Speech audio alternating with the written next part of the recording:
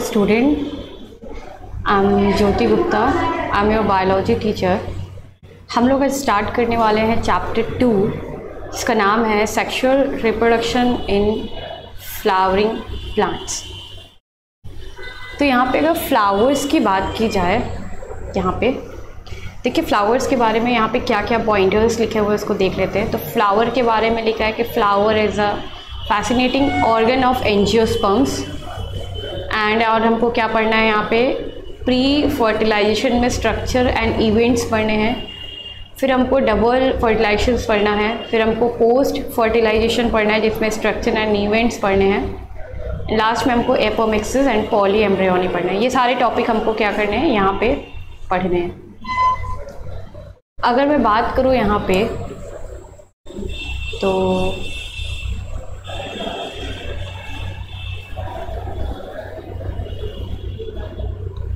देखिए यहाँ पे दिया हुआ है, कुछ देख लेते हैं।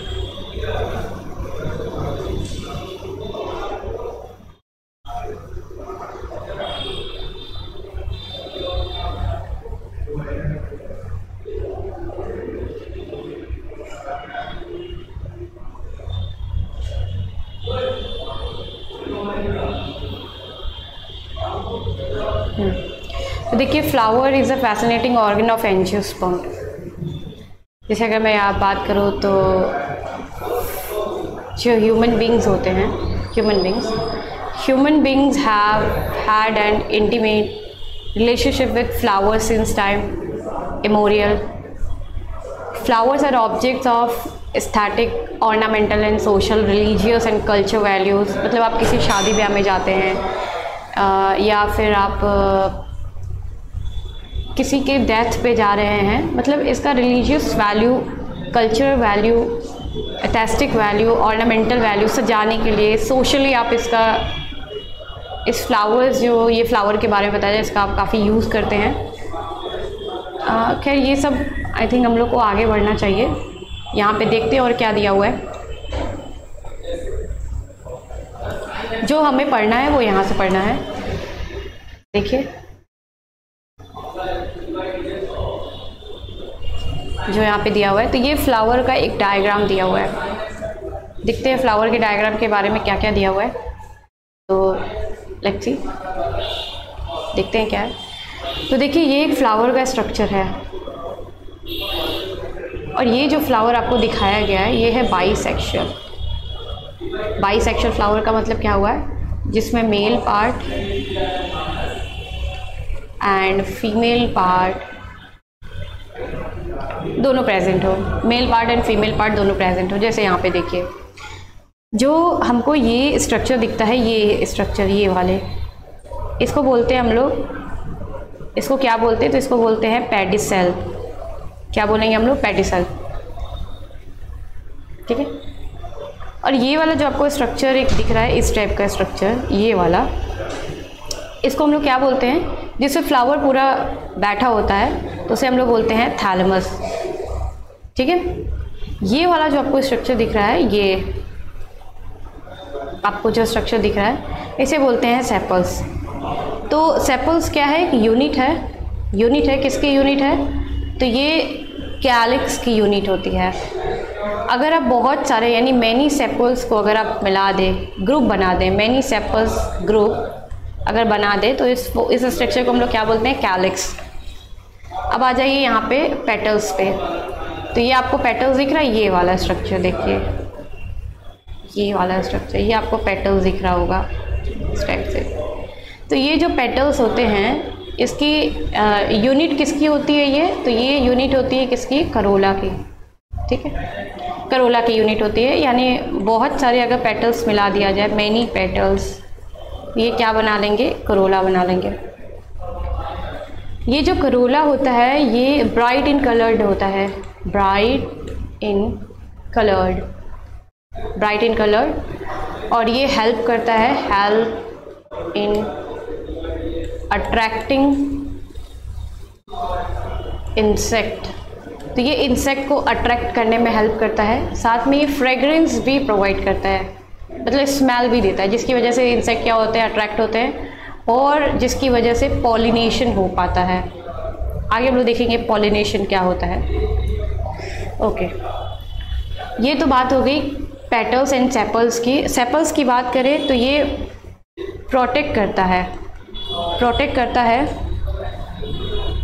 लीफ बर्ड को, प्रोटेक्ट करता है लीफ बर्ड को। और ये ग्रीन कलर का भी होता है, ग्रीन कलर, ठीक है। तो हम लोगों ने देखा कि ये जो फ्लावर आपको दिखाया गया है ये बाईसेक्शुअल फ्लावर दिखाया गया है। बाईसेक्शुअल का मतलब होता है मेल और फीमेल दोनों पार्ट प्रेजेंट होते हैं। यहाँ पे हम लोगों ने दो पार्ट देखा, एक हम लोगों ने सेपल्स देखा। सेपल्स क्या था कि सेपल्स यूनिट होती है किसकी, कैलिक्स की। अगर बहुत सारे सेपल्स को मिला दिया जाए, ग्रुप बना दिया जाए तो उसे क्या बोलते हैं, कैलिक्स बोलते हैं हम लोग। फिर हम लोगों ने देखा यहाँ पे पेटल्स को देखा। पेटल्स की यूनिट जो होती है वो करोला होती है। बहुत सारे पेटल्स को अगर मिला दिया जाए तो वो करोला बनाते हैं। ब्राइट इन कलर्ड होता है, हेल्प करता है इंसेक्ट को अट्रैक्ट होने में, फ्रेग्रेंस प्रोवाइड कराता है। और जब इंसेक्ट अट्रैक्ट होते हैं तो उसी की वजह से पॉलिनेशन हो पाता है। अच्छा, फिर हम लोगों ने देखा कि यहाँ पे एक जंठल जैसा स्ट्रक्चर होता है जिसे हम लोग क्या बोलते हैं, पेडिसल। और पेडिसल के ऊपर एक स्ट्रक्चर होता है जिसमें पूरा का पूरा फ्लावर पार्ट जो होता है वो स्टैब्लिश्ड होता है। उसे हम लोग क्या बोलते हैं, थैलेमस बोलते हैं, थैलेमस बोलते हैं। एंड हम लोगों ने सेपल्स और पेटल्स। अब यहाँ पे बात करते हैं मेल पार्ट। ये अच्छा, जो सेपल्स और पेटल्स होते हैं, जो सेपल्स एंड पेटल्स जो होते हैं ये टू वॉल्स हैं, टू वॉल्स हैं। तो ये कैसे वॉल्स होते हैं, तो ये होते हैं एसेसरी वॉल्स होते हैं, ठीक है। ये हेल्प करते हैं एसेसरी वॉल्स होते हैं जिसमें क्या आपको याद रखना है, पेटल्स एंड क्या याद रखना है, सेपल्स। ये एसेसरी वॉल्स होते हैं, ओके। अब बात करते हैं हम लोग मेल एंड फीमेल पार्ट की। तो ये वाला पार्ट अगर आपको दिख रहा हो, ये वाला पूरा पोर्शन, ये आपको पूरा पोर्शन अगर दिख रहा हो तो ये होता है फीमेल पार्ट। फीमेल पार्ट को हम लोग क्या बोलते हैं यहाँ पे, तो फीमेल पार्ट को हम लोग बोलते हैं यहाँ पे ये पूरा पोर्शन जो होता है ये कहलाता है पिस्टिल, ठीक है। या फिर इसे क्या बोलते हैं, कार्पल, पिस्टिल या फिर क्या बोलेंगे, कार्पल। बाकी मैं इमेज इरेज कर देती हूँ।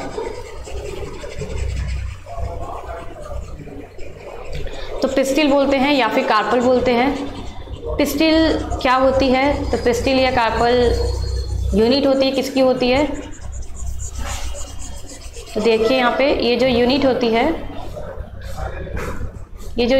है, पिस्टिल या फिर कार्पल की बात करें, पिस्टिल या फिर कार्पल की बात करें तो पिस्टिल और कार्पल जो होती है ये यूनिट होती है किसकी, गाइनोशियम के। तो पिस्टिल या कार्पल जो होते हैं इनके तीन पार्ट होते हैं, तीन मेजर पार्ट। पहला जो ऊपर वाला पार्ट होता है उसे बोलते हैं स्टिग्मा। नीचे वाला पार्ट जो होता है उसे बोलते हैं स्टाइल। एंड सबसे लास्ट वाला जो पार्ट होता है इसे बोलते हैं ओवरी। देखिए यहाँ पर दिखेगा आपको ये वाला पोर्शन क्या होता है, तो ये वाला पोर्शन है आपका स्टिग्मा। ये वाला जो पोर्शन आपको लॉन्ग स्टॉक जैसे स्ट्रक्चर दिख रहे इसे बोलते हैं स्टाइल। एंड अगर ये वाला स्ट्रक्चर देखा जाए तो इसे बोलते हैं हम लोग ओवरी। इसी ओवरी के अंदर प्रेजेंट होता है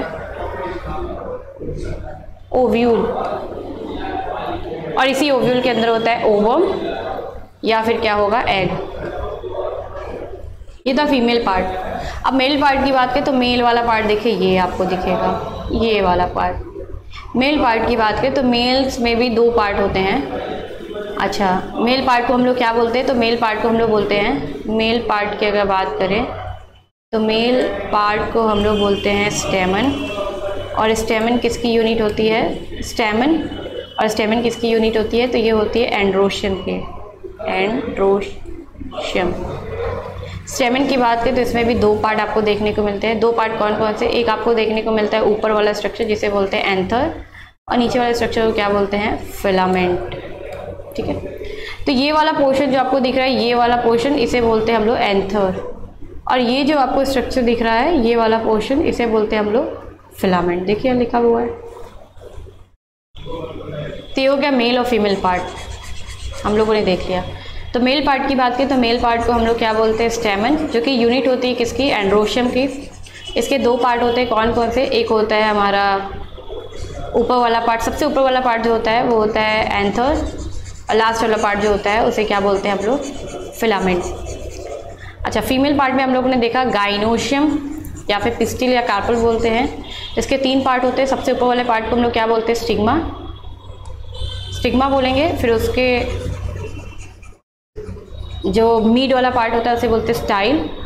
एंड उसके बाद अगर बात की जाए यहाँ पे तो नेक्स्ट पार्ट को हम लोग क्या बोलते हैं, ओवरी, जो कि सबसे लास्ट वाला पार्ट होता है। और ओवरी के अंदर प्रेजेंट होता है ओव्यूल, और इस ओव्यूल के अंदर प्रेजेंट होता है ओवम या एग, जो कि एक फीमेल गैमेट की तरह काम करती है। ये हम लोगों ने देखा। तो ये जो आप स्टेमन्स या फिर पिस्टिल या कार्पल देख रहे हैं, या एंड्रोशियम या गाइनोशियम देख रहे हैं, इसे बोला जाता है एसेंशियल वॉल्स, क्योंकि ये रिप्रोडक्शन करते हैं। ठीक है, रिप्रोडक्शन करते हैं तो इसीलिए इन्हें क्या बोला जाता है, एसेंशियल। और इनको हेल्प कौन करता है, तो इनको हेल्प करते हैं असेसरी वॉल्स।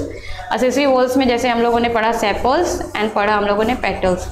सेपल्स में हम लोगों ने देखा कि सेपल्स जो होती है ये प्रोटेक्ट करती है लीफ बर्ड, जब ये इमेच्योर कंडीशंस में होते हैं तो इसको प्रोटेक्ट करती है। एंड हम लोगों ने पेटल्स में देखा कि पेटल्स, बहुत सारे पेटल्स हैं तो मिलके क्या बनाते हैं, कोरोला। एंड ये ब्राइट इन कलर्ड होता है, जो इंसेक्ट होती है उसको अट्रैक्ट करने का काम करता है, पॉलिनेशन में हेल्प करता है, फ्रेग्रेंस प्रोवाइड कराता है, जिसकी वजह से इंसेक्ट जो होते हैं वो अट्रैक्ट होते हैं। जहाँ तक हम लोगों ने देख लिया। अच्छा, एक चीज़ और आपको ध्यान देनी है यहाँ पे कि ये जो स्टिग्मा होता है ना, यहाँ पे होता क्या है, तो यहाँ पे प्रोसेस होता है जिसे बोलते हैं pistil pollen interaction, pistil pollen interaction. और ये याद रखिएगा स्पीशीज स्पेसिफिक होता है, स्पीशीज स्पेसिफिक होता है, याद रखिएगा। पॉलिन पिस्टिल इंटरेक्शन जो होते हैं ये स्पीशीज स्पेसिफिक होता है, ये स्पीशीज स्पेसिफिक इंटरेक्शन आपको देखने को मिलता है। ठीक है, तो इसे बोलते हैं पॉलिन पिस्टिल इंटरेक्शंस। क्यों बोल रहे हैं, क्योंकि ये पिस्टिल का ही पार्ट है और ये पार्ट ऊपर वाला है क्या, तो इसको बोलते हैं स्टिग्मा। इसी पे जो पॉलिन ग्रेन आती है वो लैंडिंग करती है, इसीलिए इसको क्या बोलते हैं, यहाँ पे पॉलिन पिस्टिल का यहाँ पे इंटरेक्शन होता है। नेक्स्ट हम लोग देखते हैं,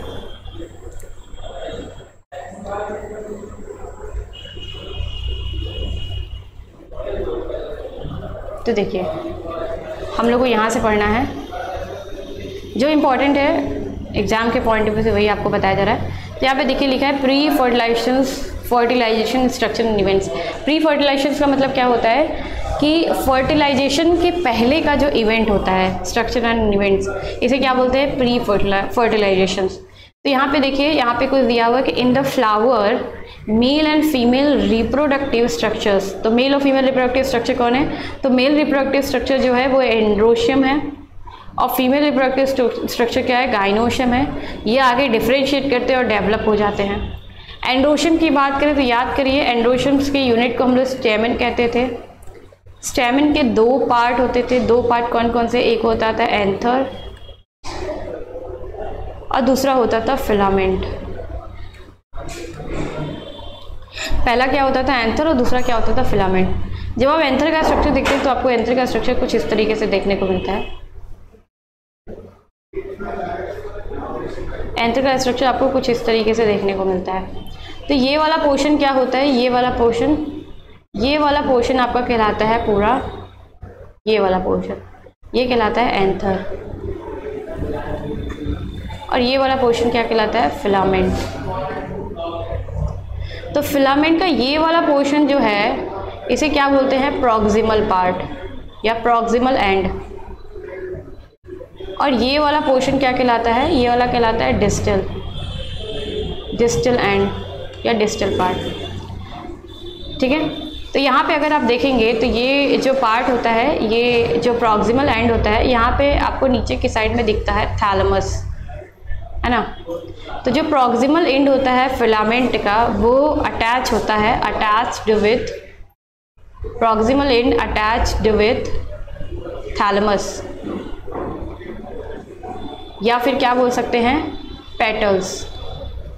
ठीक है, और ये जो डिस्टल एंड होता है ये किससे अटैच्ड होता है, तो अटैच्ड विद एंथर। नेक्स्ट चीज़ यहाँ पे ये देखिए कि एंथर को अगर आप देख रहे हैं तो एंथर में ये एक स्ट्रक्चर है, ये, और एक ये लोब आपको दिख रहा है। मतलब अगर मैं यहाँ स्ट्रक्चर बनाऊँ तो ये कुछ इस तरीके से स्ट्रक्चर आपको देखने को मिलता है। तो एक ये लोब हो गया, एक दूसरा ये लोब हो गया। तो एंथर का जो स्ट्रक्चर होता है वो बाइलोब्ड होता है, क्योंकि 2 लोब्ड है तो कितने लोब, इसीलिए क्या बोलते हैं इसको, बाइलोब्ड।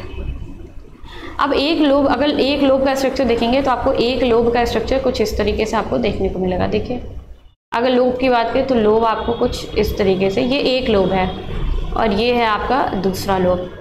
तो एक लोब के अंदर मैं बात करूँ तो एक लोब के अंदर आपको कितने रूम, यानी कितने कमरे, कितने चैम्बर देखने को मिल रहे हैं। तो एक तो आपको ये चैम्बर देखने को मिल रहा है, एक आपको ये चैम्बर देखने को, अगर मैं बात करूँ तो अगर मैं बीच से इसको कट करूँ तो ये पूरा एक लोब हो जाता है और ये पूरा एक लोब हो जाता है। तो एक लोब में आपको कितने चैम्बर, तो 1 और 2, दूसरे लोब में 1 और 2। तो एक लोब के अंदर आपको कितने चैम्बर देखने को मिल रहे हैं, तो 1 लोब कंटेन 2 चैम्बर, या फिर क्या लिख सकते हैं 2 थिका। तो इस स्ट्रक्चर को क्या बोलते हैं, डायथिकस, डायथिकस। लेकिन अगर बोल दिया जाए 2 लोब तो कितने चैम्बर हो जाएंगे, 4 चैम्बर। कितने थिका हो जाएंगे, 4 थिका। इसको बोल देंगे टेट्राथिकस। लेकिन अगर 2 लोब की बात करेगा तो जनरली, अगर मैं बात करूँ तो जनरली इसको क्या बोलते हैं हम लोग, जनरली हम लोग बोलते हैं कि जो एंथर होता है वो क्या होता है, वो बाइलोब्ड स्ट्रक्चर होता है एंड डायथिकस होता है। ये याद रखिएगा, बाइलोब्ड और डायथिकस होता है। और जो इसकी प्रॉक्सिमल एंड होती है वो जुड़ी होती है थैलेमस या फिर पेटल से, और जो इसकी डिस्टल एंड होती है वो जुड़ी होती है एंथर से। यहाँ तक आपको याद रखना है। तो वही एंड्रोशियम, गाइनोशियम। एंड्रोशियम क्या है, मेल पार्ट, एंड गाइनोशियम क्या है, फीमेल पार्ट। गाइनोशियम की बात करें तो गाइनोशियम क्या है, फीमेल पार्ट है। इसमें इसकी यूनिट को हम लोग क्या बोलते हैं, पिस्टिल, या फिर क्या बोलते हैं, कार्पल। तो पिस्टिल और कार्पल की बात करें तो उसके 3 पार्ट होते हैं। 3 पार्ट कौन कौन से, एक होता है स्टिग्मा, एक होता है स्टाइल, और एक होता है ओवरी। और इसी ओवरी के अंदर क्या प्रेजेंट होते हैं, ओव्यूल। ठीक है, क्लियर है यहाँ तक, ओके। तो यहाँ तक हम लोगों ने देख लिया। अब नेक्स्ट जो हम लोग देखेंगे,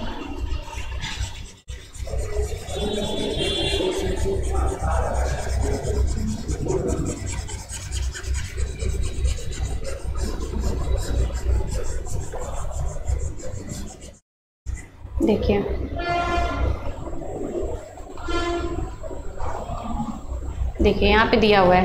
अब हम लोग नेक्स्ट जो पढ़ेंगे वो है स्टेमन्स, माइक्रोस्पोरेंजिया। क्या क्या दिया है,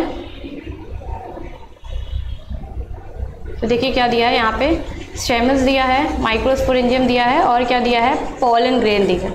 अब हम लोग इन सब का स्ट्रक्चर पढ़ेंगे, जो मैंने बताया वही चीज़ लिखा हुआ है यहाँ पे।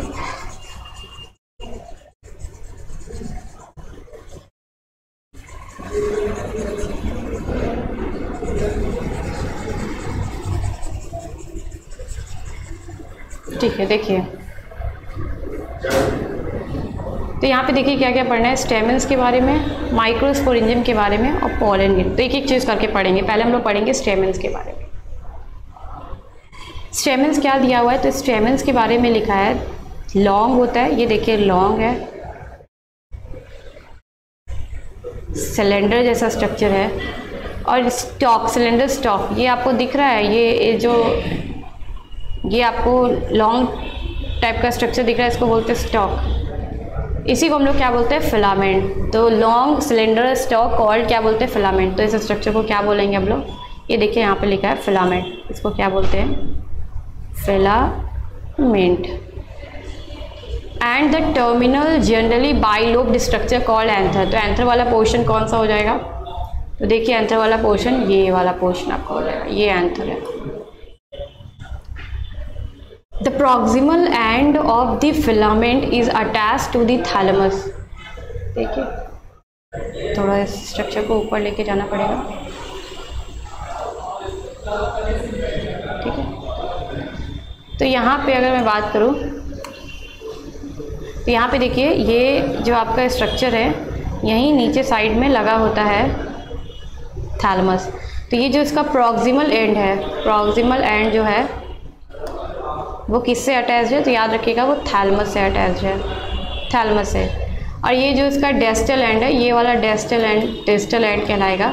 और ये किससे अटैच है, तो याद रखिएगा ये एंथर से अटैच्ड है। तो वही चीज़ लिखा है यहाँ पे कि the proximal end of the filament is attached to the thalamus और the petals of the flower. फिर यहाँ पे दिया है कि जो इसकी लंबाई आपको देखने को मिल रही है, जो फिलामेंट की लंबाई देखने को मिल रही है और स्टेमन्स का नंबर जो देखने को मिल रहा है वो आपको डिफरेंट स्पीशीज़ में डिफरेंट देखने को मिल रहा है। मतलब the number and length of the स्टेमन जो रहता है ये वेरी आपको देखने को मिल सकता है। हो सकता है किसी में आपको 1 देखने को मिले और लेंथ कुछ और देखने को मिले, हो सकता है 2 देखने को मिले, हो सकता है 10 देखने को मिले, 20 देखने। तो ये आपको क्या दिख रहा है, तो ये आपको वेरिएशन दिख रहा है, वेरिएशन दिख रहा है। ठीक है, यहाँ तक क्लियर है। अब नेक्स्ट देखिए यहाँ तक। उसके बाद अगर मैं बात करूँ यहाँ पे, तो यहाँ पे लिखा हुआ है, अगर मैं टिपिकल एंजियोस्पर्म प्लांट की बात करें तो टिपिकल एंजियोस्पर्म प्लांट में आपको ये जो स्ट्रक्चर है बाइलोब्ड, अभी मैंने बताया कि इसके 2 लोब होते हैं, 2 लोब। अगर एंथर की बात करें तो इसके पास कितने लोब होते हैं, तो इसके पास 2 लोब होते हैं, 2 लोब होंगे। देखिए ये यहाँ पे 1 एंड यहाँ पे 2, तो ये स्ट्रक्चर क्या कहलाता है, बाइलोब्ड। देखिए यहाँ पे लिखा भी हुआ है बाइलोब। एंड हर एक लोब के अंदर कितने थिका होते हैं, तो 2 थिका, इसीलिए क्या बोलते हैं, डायथिकस, डायथिकस बोलेंगे। उसके बाद देखिए the bilobed nature of an anther is very distinct in the transverse section of anther. The anther is a 4-साइडेड tetragonal structure consisting of 4 microsporangium. देखिए अगर यहाँ पे एंथर की बात करें तो एंथर में कितने लोब होते हैं, तो 2 लोब, यानी कि कितने लोब होते हैं, 2 लोब। और हर एक लोब के अंदर क्या कितने चैम्बर या कितने थिका होते हैं, तो ईच लोब कंटेन 2 थिका, 2 थिका। तो 2 लोब्स के अंदर कितने थिका हो गए, तो 2 लोब्स कंसीडर 4 थिका, 4 थिका। अब देखिए यहाँ पे ये स्ट्रक्चर का कुछ आपको इस तरीके से दिखेगा। ये हो गया 1 थिका, ये हो गया 2 थिका, ये हो गया 3 थिका, यहाँ 4। और हर एक थिका के पास, हर एक थिका के पास प्रेजेंट होता है, देखिए यहाँ पे लिखा हुआ है ना माइक्रोस्पोरेंजिया, माइक्रोस्पोरेंजिया। तो यहाँ पे एक माइक्रोस्पोरेंजिया होगा,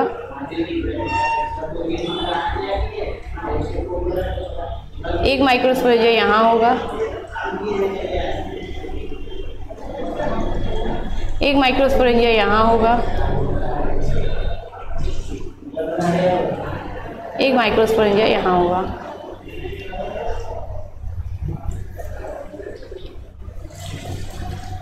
तो आपको 1 एंथर के अंदर कितने आपको माइक्रोस्पोरेंजिया देखने को मिल रहे हैं, तो 4 microsporangia, consisting of 4 microsporangia located at the corners, 2 in each lobe. तो एक लोब अगर मैं बात करूँ यहाँ पे, तो ये पूरा क्या कहलाएगा, ये पूरा आपका एक लोब कहलाएगा, ये पूरा एक लोब। तो एक लोब के अंदर कितने माइक्रोस्पोरेंजिया, तो 2 माइक्रोस्पोरेंजिया। दूसरे लोब के अंदर कितने माइक्रोस्पोरेंजिया, तो 2 माइक्रोस्पोरेंजिया। तो टोटल कितने हो गए, 4 माइक्रोस्पोरेंजिया। वही यहाँ पे लिखा गया 4 माइक्रोस्पोरेंजिया। अब नेक्स्ट देखिए, the microsporangia develops further become pollen sacs. तो देखिए यही माइक्रोस्पोरेंजिया जो होती है ये आगे चल के क्या बनाती है, पॉलन सैक, पॉलन सैक्स बनाती है।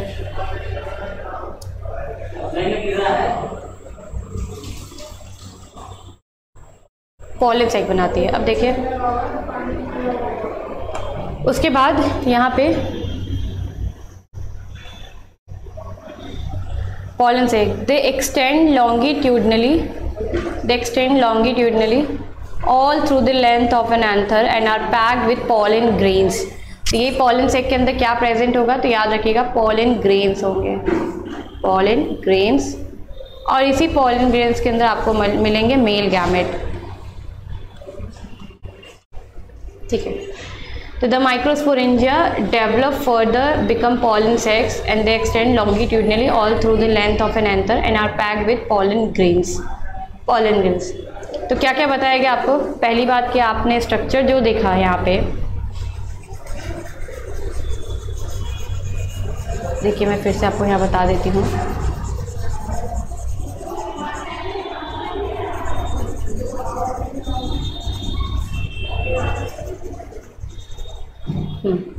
देखिए अगर मैं आपको स्ट्रक्चर यहाँ पे बताऊँ तो आपने क्या पढ़ा, आपने पढ़ा यहाँ पे, आपने यहाँ पे पढ़ा स्टेमेंस।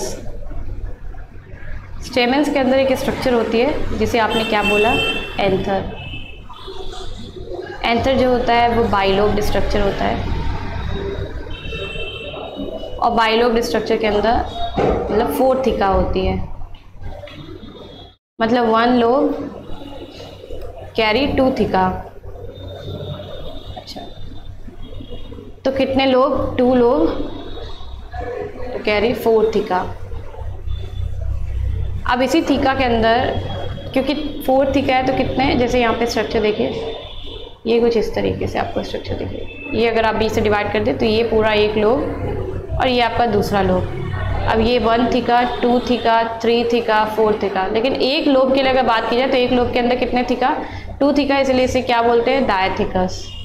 और क्योंकि 2 लोब प्रेजेंट है तो क्या बोलते हैं, बाइलोब्ड स्ट्रक्चर। अब उसके बाद अगर मैं बात करूँ यहाँ पे तो देखिए एक माइक्रोस्पोरेंजिया यहाँ प्रेजेंट होगा, दूसरा माइक्रोस्पोरेंजिया यहाँ प्रेजेंट होगा, तीसरा माइक्रोस्पोरेंजिया यहाँ एंड 4th माइक्रोस्पोरेंजिया यहाँ। तो टोटल कितने माइक्रोस्पोरेंजिया आपको देखने को मिल रहे हैं, 4 माइक्रोस्पोरेंजिया, 4 माइक्रोस्पोरेंजिया। अब यही जो 4 माइक्रोस्पोरेंजिया है, इसी ये आगे चल के बनाता है, डेवलप होके बनाता है पॉलन सैक, पॉलन सेक्स। और इसी पॉलन सेक्स के अंदर क्या प्रेजेंट होता है, पॉलन ग्रेन। और इसी पॉलन ग्रेन के अंदर क्या प्रेजेंट होता है, मेल गैमेट। ठीक है, अब हम लोग देखेंगे कि जो माइक्रोस्पोरेंजिया, एक माइक्रोस्पोरेंजिया को उठाएंगे हम लोग यहाँ से, इसको कट करेंगे और देखेंगे कि इसके अंदर क्या क्या देखने को मिलता है। एक माइक्रोस्पोरेंजिया को उठाएंगे और देखेंगे क्या क्या। देखिए यहाँ पे कुछ आपको चीज़ें दी हुई है यहाँ पे। तो एक माइक्रोस्पोरेंजिया देखेंगे यहाँ पे, तो typical microsporangia appear near circular in outline, it is generally surrounded by 4 wall layers. तो कितने वॉल लेयर्स होंगे, तो 4। एक माइक्रोस्पोरेंजियम के अंदर कितने वॉल लेयर्स होंगे, 4 लेयर होंगे। देखिए मान लो मैं एक माइक्रोस्पोरेंजियम का अगर फिगर देखूँ, 1 माइक्रोस्पोरेंजियम, तो 1 माइक्रोस्पोरेंजियम के आगे अंदर आपको कितने लेयर्स देखने को मिलते हैं, यहाँ पे 4 लेयर्स। तो ये हो गया मान लीजिए पहला लेयर्स। तो पहला लेयर्स, बाहर वाली लेयर्स जो होती है उसको क्या बोलते हैं, एपिडर्मिस। तो क्या बोलेंगे, एपिडर्मिस। अब मान लीजिए ये अंदर वाली लेयर्स है, ये दूसरी वाली लेयर्स है। दूसरी वाली जो लेयर्स होती है, सेकंड वाली लेयर्स, मान लीजिए सेकंड लेयर्स है, इसको क्या बोलते हैं, इसको बोलते हैं एंडोथीशियम। क्या बोलेंगे इसको, एंडोथीशियम। और जो नेक्स्ट लेयर होती है इसे क्या बोलते हैं, मिडिल लेयर। थर्ड वाली लेयर को क्या बोलेंगे, मिडिल लेयर। और जो लास्ट में जो लास्ट वाली जो लेयर होती है उसे क्या बोलते हैं, 4th लेयर, और उसे क्या नाम देते हैं, टैपिटम। देखिए वही चीज़ लिखा है, it is generally surrounded by 4 wall layers. पहला क्या हो जाएगा, एपिडर्मिस। दूसरा क्या हो जाएगा, एंडोथीशियम, अगर हम लोग आउट से इनकी तरफ जा रहे हैं। थर्ड क्या हो जाएगा, मिडिल लेयर। एंड 4th क्या हो जाएगा, tapetum. The out 3 wall layers perform the function of protection and help in dehiscence of anther to release the pollen। देखिए अगर इन 3 लेयर की बात की जाए, 3 लेयर कौन कौन से, एपिडर्मिस, एपिडर्मिस पहला, दूसरा हो जाएगा एंडोथीशियम, थर्ड हो जाएगा मिडिल लेयर। मिडिल लेयर अगर इनकी बात की जाए तो ये क्या होते हैं, तो ये प्रोटेक्शन का काम करते हैं। ये क्या करेंगे, प्रोटेक्शन का काम करेंगे, फंक्शन ऑफ प्रोटेक्शन। और हेल्प क्या करेंगे, डिहाइसेंस ऑफ एंथर, डिहाइसेंस ऑफ एंथर। मतलब जब एंथर से पॉलन ग्रेन रिलीज हो रहा होगा ना, तो उसके लिए क्या होगा कि जो एंथर होगी उसकी वॉल बर्स्ट हो जाएगी। तो बर्स्ट होने के लिए कौन हेल्प करता है? यही epidermis, endothecium and middle layer. उसमें से भी कौन? तो उसमें से याद रखिएगा एंडोथीशियम। अगर मान लो आपको ये 2 लेयर का नाम ना दिया हो, एंडोथीशियम दिया, तो आप एंडोथीशियम को करेक्ट कर देंगे। फिर लिखा है the inner most wall layers. अब कौन सा लास्ट वाला बच गया? तो लास्ट वाला बच गया टैपिटम।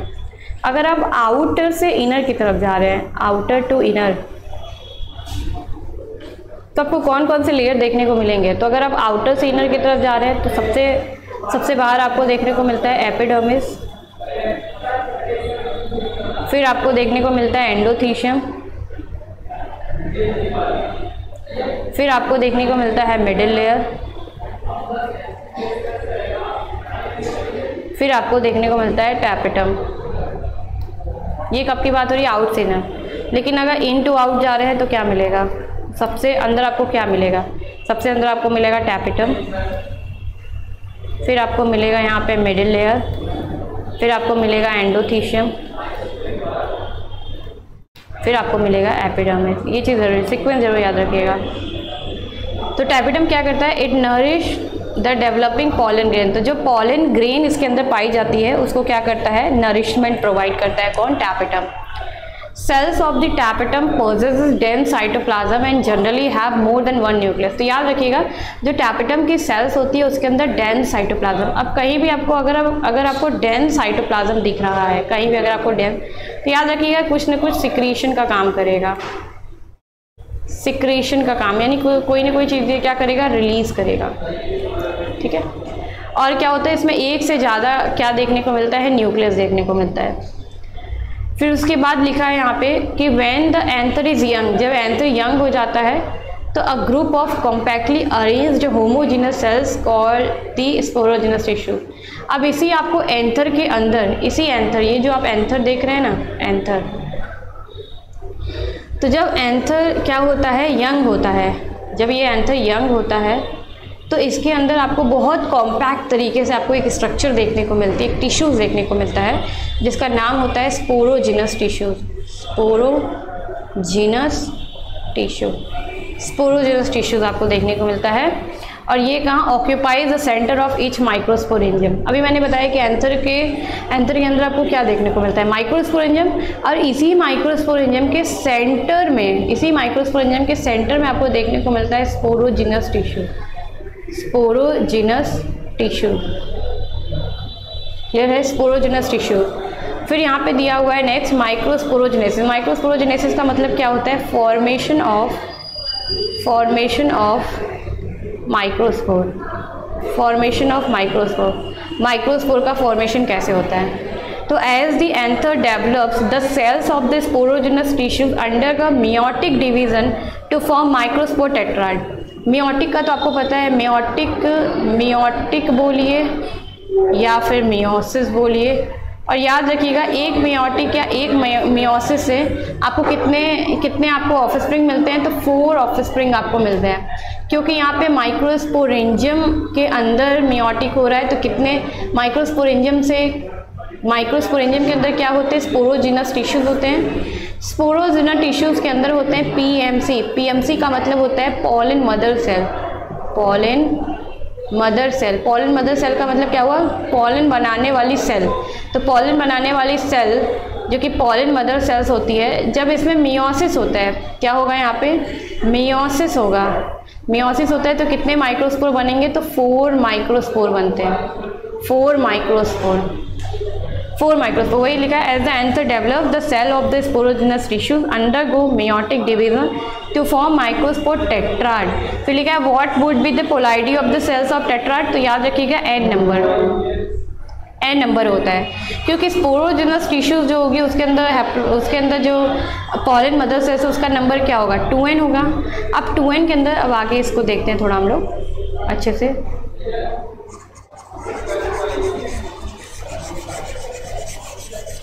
थोड़ा मैं इसको इरेज कर दूं ताकि आपको क्लियरली दिख सके। तो भी हम लोग एक एक पॉइंट समझेंगे यहाँ पे कैसे क्या होता है, पोलैरिटी क्या होती है। इससे बड़ा कन्फ्यूज़न होता है स्टूडेंट को, तो आज हम लोग क्लियर करेंगे।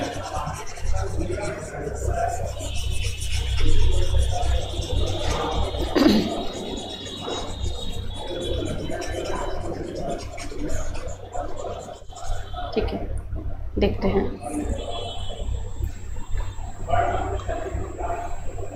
देखिए ये स्ट्रक्चर,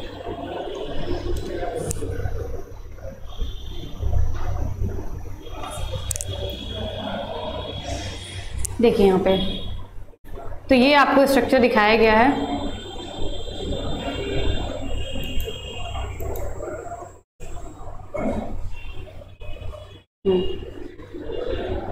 ये यंग एंथर है क्या?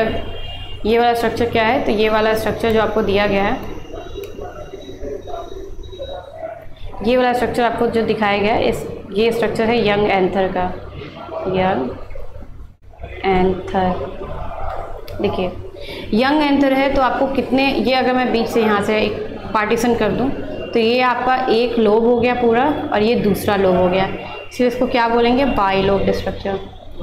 बट एक लोब के अंदर आपको कितने चैम्बर्स, कितने रूम, कितने थिका आपको देखने को मिल रहा है? तो 1 2, एक लोब के अंदर 2, तो यहाँ भी 1 और 2, ठीक है। और हर एक लोब के अंदर कितने माइक्रोस्पोरेंजियम देखने को मिल रहे हैं, तो वो भी हम लोग देखेंगे। पहले देखते हैं, तो ये बीच में कनेक्टिव टिश्यूज पाए जाते हैं। बीच में क्या पाए जाते हैं? Connective tissues.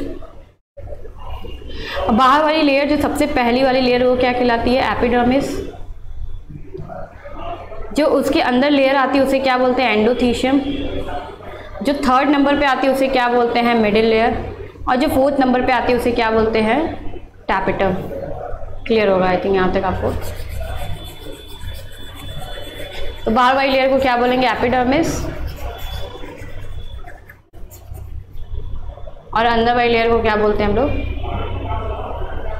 ये देखिए, ये है कनेक्टिव टिश्यूज, ये है एपिडर्मिस जो कि पहली लेयर है, ये है एंडोथीशियम जो कि दूसरी लेयर है, ये है मिडिल लेयर जो कि थर्ड लेयर है, और ये है टैपेटम जो कि सबसे अंदर, और ये फोर्थ लेयर होगी। तो इसको इरेज करते हैं। ओके, अब देखिए, अब बोला गया था ना कि हर एक माइक्रोस्पोरेंजियम के अंदर क्या होते हैं?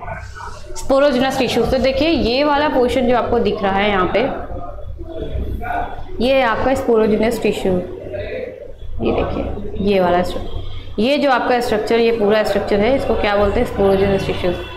अब इसी का एक और सेक्शन दिया हुआ है, देखिए यहाँ पे इसको थोड़ा डीप दिखाया गया है। ये बाहर पोर्शन वाला जो दिखा रहा है ये एपिडर्मिस, ये है एपिडर्मिस की लेयर पूरी, ये वाला पोर्शन अगर आपको दिख रहा हो तो क्लियरली विजिबल। और नेक्स्ट वाला लेयर, उसके नीचे वाला लेयर क्या कहलाता है? एंडोथीशियम। उसके नीचे वाला लेयर क्या कहलाता है? Middle layer. और उसके अंदर वाली लेयर क्या कहलाती है? टैपेटम। अब यहीं कहीं पे क्या होगा? स्पोरोजिनस टिश्यूज हो गया। स्पोरोजिनस टिश्यूज के अंदर माइक्रोस्पोर मदर सेल्स, या फिर इसे क्या बोलते हैं? Pollen mother cells. Pollen mother cells. अच्छा याद रखिएगा, ये 2n नंबर में होंगे। कौन से नंबर में होंगे? 2n नंबर में। अब इसी में क्या होता है कि एक डिवीज़न होता है जिसे बोलते हैं मेयोसिस, या फिर क्या बोलते हैं? मेयोटिक, या फिर क्या बोल देंगे? Meiotic division. अब इसी मेयोटिक डिवीज़न से बनते हैं माइक्रोस्पोर। क्या बनेंगे? माइक्रोस्पोर। देखिए मेयोसिस हुआ है तो मेयोसिस आपको पता ही होगा। मान लीजिए एक सेल है जो कि 2n नंबर में, अगर इसमें मेयोसिस हुआ, अगर इसमें मेयोसिस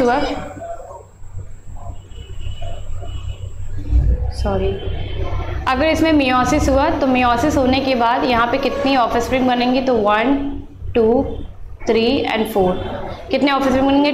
4 ऑफस्प्रिंग बनेंगे। और मेयोटिक में क्या होता है कि जो क्रोमोसोम का नंबर होता है वो पेरेंट का हाफ हो जाता है। तो अभी पेरेंट में कितने क्रोमोसोम है? 2n है, तो यहाँ पे कितने हो जाएंगे? n। तो यहाँ पे कितने हो जाएंगे? n। और कितने माइक्रोस्पोर बन रहे हैं? 4, 1 2 3 और 4। सब में क्या होगा? n, यानी n नंबर ऑफ क्रोमोसोम। और इसके जो पेरेंटल होंगे वो क्या होंगे? पॉलन मदर सेल्स या माइक्रोस्पोर मदर सेल्स, ये क्या होंगे? 2n होंगे, याद रखिएगा। देखिए यहाँ पे वही चीज़ दिखाया गया, पूरा स्ट्रक्चर दिखाया गया आपको। यहाँ पे ये है आपका पॉलन ग्रेन्स, ये आपका क्या है? Pollen grains.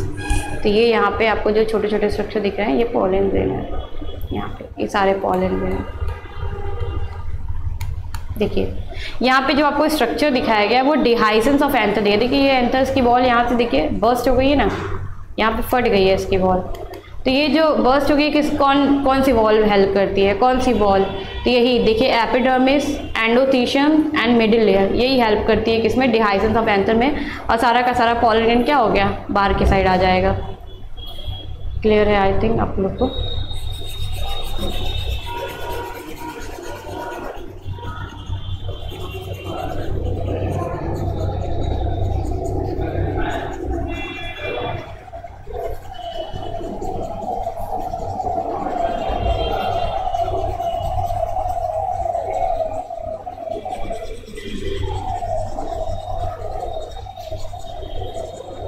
ठीक है, अब देखते हैं आगे क्या दिया हुआ है।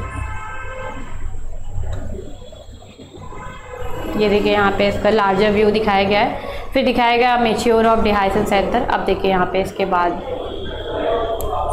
बाद इम्पॉर्टेंट है, इम्पॉर्टेंट तो सभी है। देखिए लिखा है sporogenous tissues is capable of giving rise to a microspore tetrad. Tetrad क्यों बोला जा रहा है? देखिए 1 2 3 एंड 4 माइक्रोस्पोर बने थे, n number n number n number. ये क्या 4 माइक्रोस्पोर है तो इसको क्या बोला गया? टेट्राड। अब बताइए हम लोगों ने कितने माइक्रोस्पोरेंजियम देखे हैं अभी पॉलिनेशियम में? तो हम लोग देखे हैं 4 माइक्रोस्पोरेंजियम। तो 4 माइक्रोस्पोरेंजियम, और हर एक माइक्रोस्पोरेंजियम के अंदर कितने टेट्राड है? तो 4, मतलब 1 टेट्राड है। तो 4 माइक्रोस्पोरेंजियम के अंदर कितने टेट्राड? तो 4 टेट्राड। लेकिन अगर आपसे पूछ लिया जाए कि एक टेट्राड के अंदर कितने माइक्रोस्पोर हैं, तो याद रखिएगा 4 माइक्रोस्पोर है, 4 माइक्रोस्पोर है। अब पूछा जाए कि 4 माइक्रोस्पोरेंजियम के अंदर कितने आपको माइक्रोस्पोर देखने को मिलेगा? तो 16 माइक्रोस्पोर देखने को मिलेगा। और याद रखिएगा माइक्रोस्पोर का जो पोलाइडी होगा वो क्या होगा? n नंबर में होगा, यानी हैप्लॉइड नंबर में होंगे। फिर लिखा है each one is potential pollen और माइक्रोस्पोर मदर सेल। तो हर एक के पास क्या कैपेबल है कि वो पोटेंशियल है, उसके पास वो कैपेबिलिटी है कि वो पॉलन या फिर माइक्रोस्पोर मदर सेल्स बना सके। फिर लिखा है the process of formation of microspore from a pollen mother cell PMC। याद रखिएगा ये 2n नंबर में होता है, डिप्लॉयड होता है। Through meiosis is called microsporogenesis. तो माइक्रोस्पोरोजेनेसिस टॉपिक का नाम ही था। माइक्रोस्पोरोजेनेसिस का मतलब होता है फॉर्मेशन ऑफ माइक्रोस्पोर। तो यहाँ पे क्या है कि पॉलन मदर सेल्स जो कि मियोसिस के थ्रू माइक्रोस्पोर का फॉर्मेशन कर रही है, तो इस स्ट्रक्चर को हम लोग क्या बोलते हैं? इस स्ट्रक्चर को हम लोग बोलते हैं यहाँ पे बोलेंगे माइक्रोस्पोरोजेनेसिस। फिर the microspore as they are formed are arranged in a cluster of 4 cells the microspore tetrad. देखिए कुछ आपको इस तरीके का स्ट्रक्चर देखने को मिलेगा। ये आपको 1 माइक्रोस्पोर, 2 माइक्रोस्पोर, 3 और 3 वाला जो होगा वो एक और माइक्रोस्पोर इसके पीछे होगा। तो टोटल कितने हो गए? 4 माइक्रोस्पोर। और 4 माइक्रोस्पोर का मतलब क्या? वो 1 टेट्राड। फिर लिखा as the anther matures and dehydrate the microspores dissociate from each other and develop into pollen grain. अब देखिए यहाँ पे ये जो आपको स्ट्रक्चर दिख रहा है इस टाइप का, ये जो आपको दिख रहा है ये कलर शायद विजिबल नहीं है, ये वाला देखिए, ये आपको दिख रहा है, ये क्या है? तो ये कैलोस बैंड है। कैलोस बैंड के थ्रू जो 4 माइक्रोस्पोर हैं वो आपस में कैलोस बैंड 4 माइक्रोस्पोर आपस में जुड़े होते हैं। तो होता क्या है कि जब एंथर जो होता है वो मैच्योर हो जाता है तो पॉलन ग्रेन को बाहर रिलीज होना होता है जब, तो यही कैलोस बैंड क्या होते हैं यहाँ से ब्रेक हो जाते हैं, और ब्रेक होने के बाद जो आपका पॉलन ग्रेन है वो बाहर की तरफ रिलीज हो जाता है। वही चीज़ लिखा है यहाँ पे, जो होंगे ये डिसोशिएट हो जाएंगे और हर एक माइक्रोस्पोर किस में डेवलप हो जाएगा? पॉलन ग्रेन में। उसके बाद देखिए क्या लिखा हुआ है, फिर लिखा है inside each microsporangium several thousand of microspore of pollen grains are form that are release with the dehiscence of anther.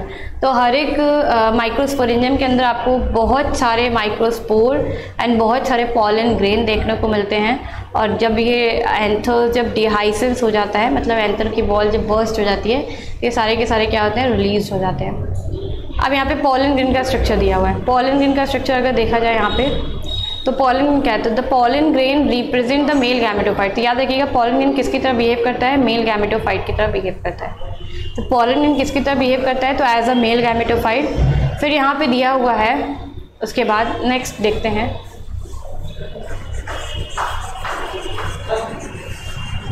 तो पॉलन ग्रेन क्या होता है? एज अ मेल गैमेटोफाइट की तरह शो करता है, और पॉलन ग्रेन की जो स्ट्रक्चर होती है वो कैसी होती है? स्फेरिकल होती है, मतलब राउंड शेप की होती है, स्फेरिकल होती है।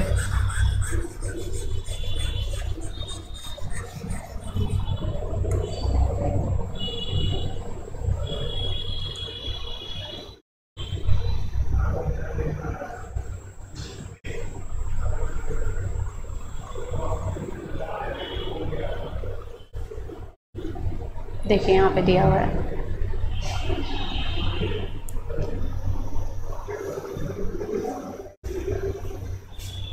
देखिए लिखा हुआ है यहाँ पे pollen grain are generally spherical measuring about 25 से 50 माइक्रोमीटर्स इन डायामीटर। इसकी डायामीटर कितनी होती है 25 से 50 एंड 25 से 50।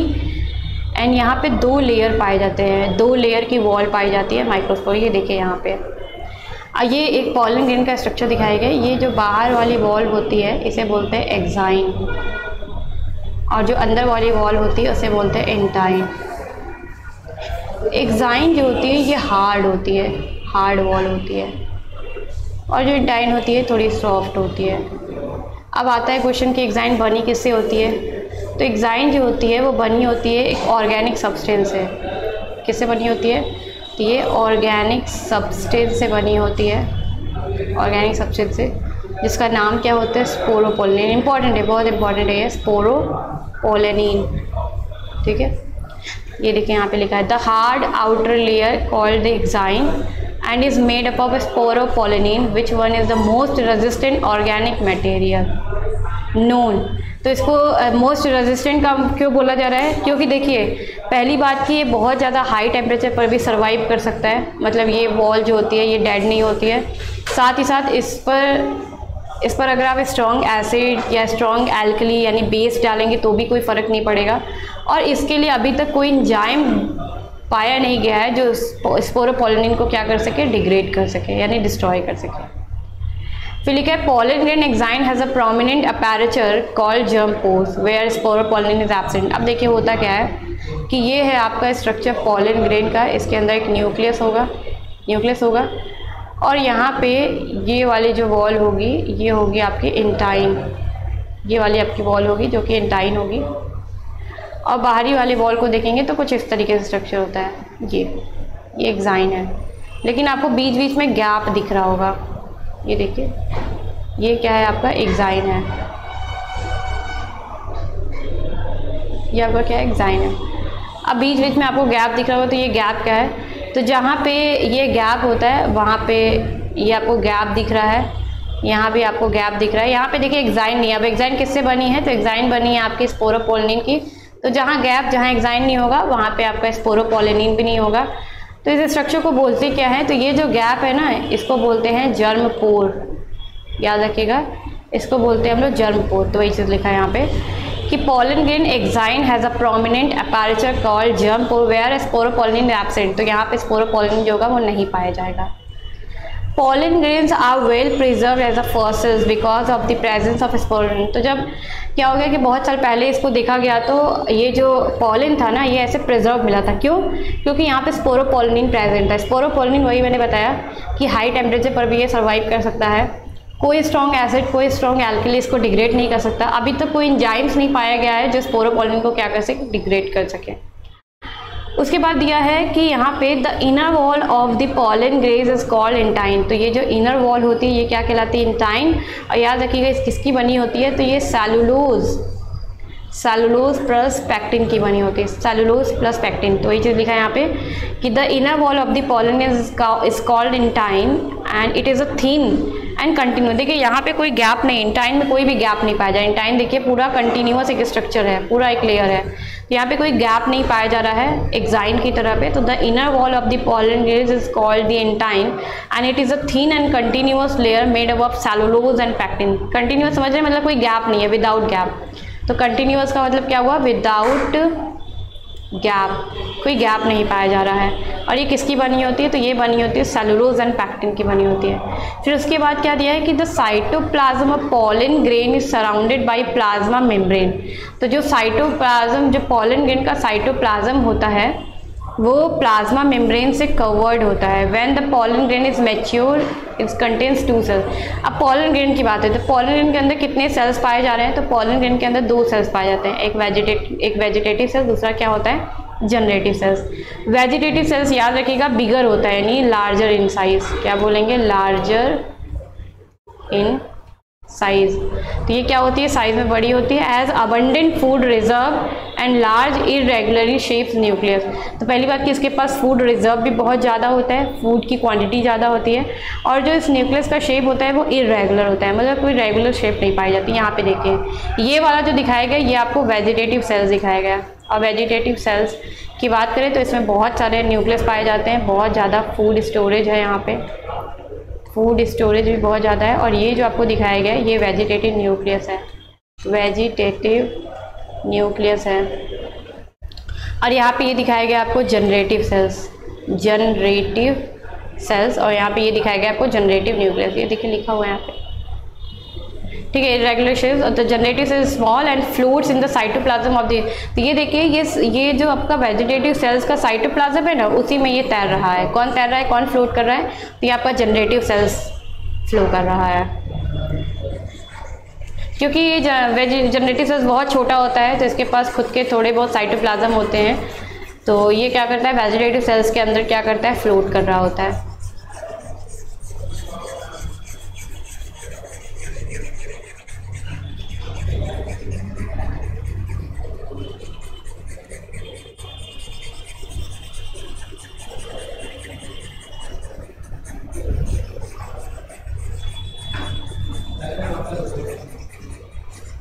ठीक है, यहाँ तक क्लियर होगा।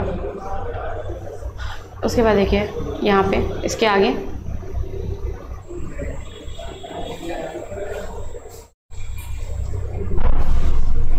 देखिए इसके आगे क्या लिखा हुआ है,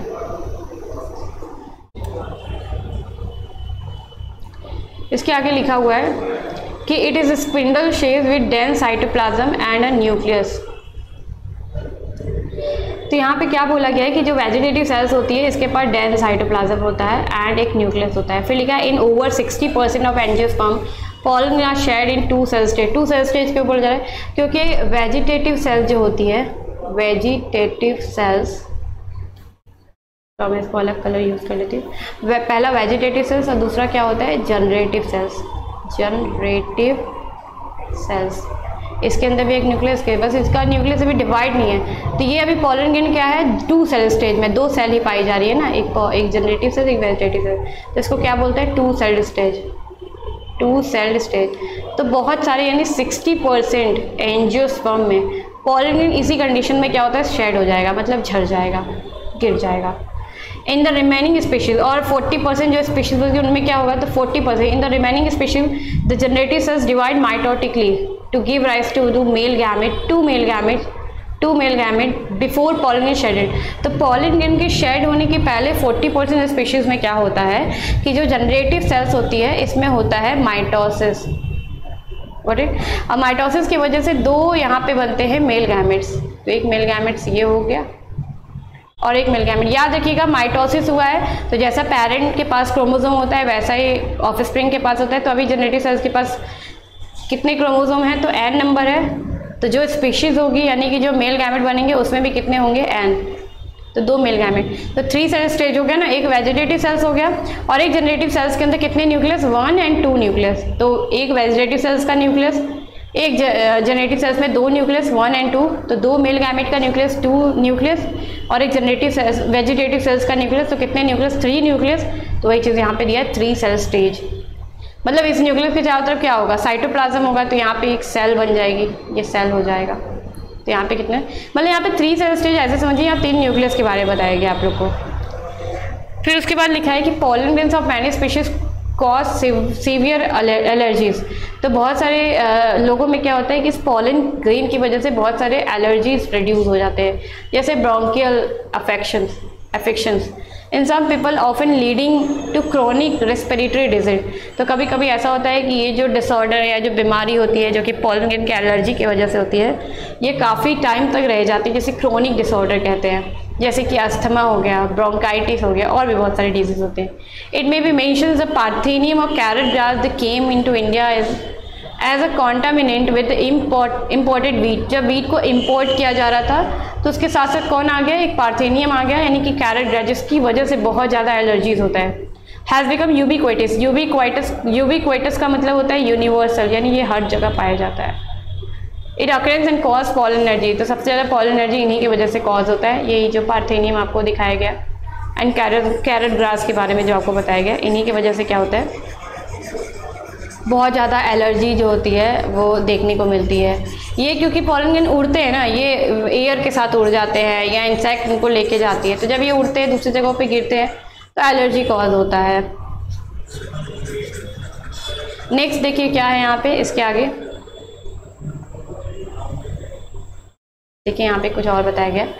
तो क्योंकि पॉलन ग्रेन जो होते हैं ये न्यूट्रिशन से बहुत रिच होते हैं, तो pollen grain are rich in nutrients. It has become a fashion in recent year to use pollen tablets as a food supplement.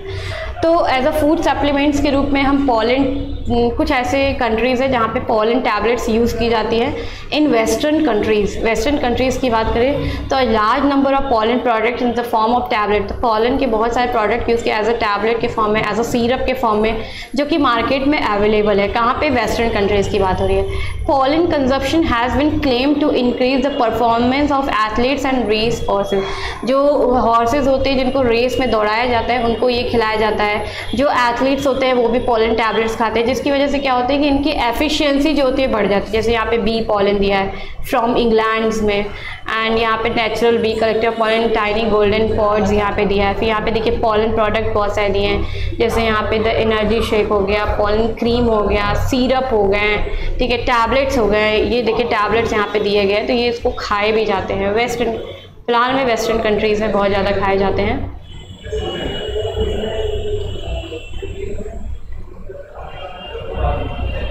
इसके बाद देखिए क्या लिखा हुआ है यहाँ पे।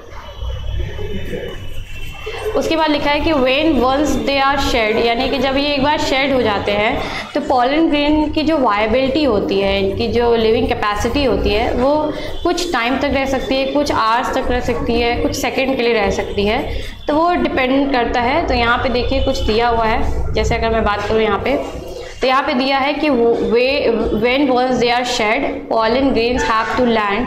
जब ये गिरती है, कहाँ पे गिरती है? स्टिग्मा के ऊपर। बिफोर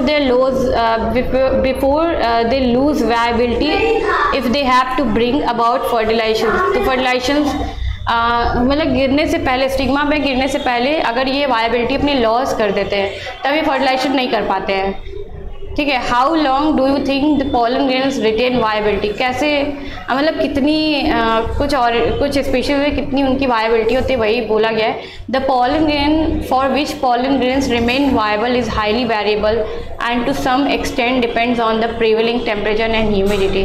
तो ये डिपेंड करता है कि वहाँ का टेम्परेचर कैसा है, वहाँ की ह्यूमिडिटी कैसी है, तो उस पर डिपेंड करता है पॉलन ग्रेन की वायबिलिटी। ये आपको डिफरेंट स्पीशीज़ में डिफरेंट वायबिलिटी देखने को मिलते हैं। जैसे कुछ अनाज, जैसे सीरियल्स की बात करें, जैसे राइस हो गया, वीट हो गया, पॉलन ग्रेन्स अपनी वायबिलिटी लूज़ कर देते हैं 30 मिनट्स में ही।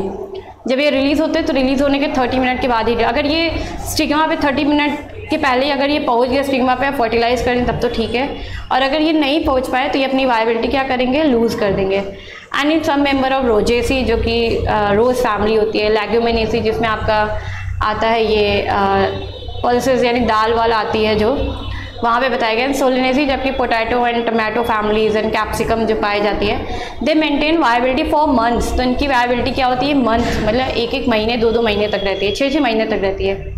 You may have heard of storing, आपने सुना होगा सीमेन को स्टोर किया जाता है, स्पर्म को स्टोर किया जाता है, बहुत सारे एनिमल्स के सीमेन स्पर्म्स को स्टोर किया जाता है और आर्टिफिशियल इंसेमिनेशंस कराई जाती है।